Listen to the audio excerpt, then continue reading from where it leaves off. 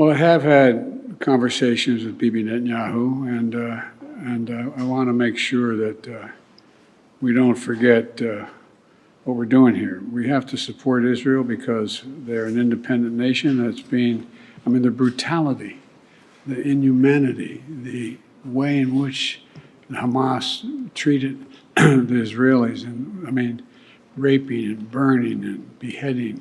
It's just beyond comparison, and to anything else that I've seen since I've been here, and I've been around for a long time. But I think that we have made it clear to the Israelis, and they're aware, that the safety of innocent Palestinians is still of great concern. And so the actions they're taking must be consistent with attempting to do everything possible to prevent innocent Palestinian civilians from being hurt, murdered, killed, lost, etc. And look, it doesn't lessen their responsibility going after Hamas to innocent Palestinians and Hamas. Look, we have a responsibility to protect citizens and ensure they have access to humanitarian assistance.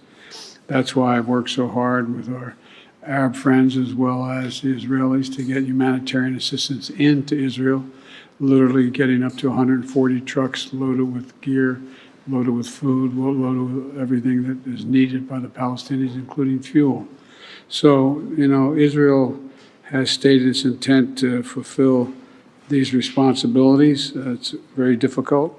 With regard to the flooding of the tunnels, there is assertions being made that they're quite sure there are no hostages in any of these tunnels, but I don't know that for a fact.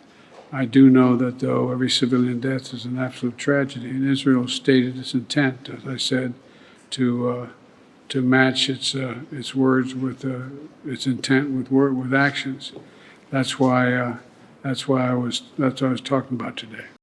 I greatly appreciate the American support for destroying Hamas and returning our hostages. Following an intensive dialogue with President Biden and his team, we received full backing for the ground incursion and blocking the international pressure to stop the war. Yes, there is disagreement about the day after Hamas, and I hope that we will reach agreement here as well.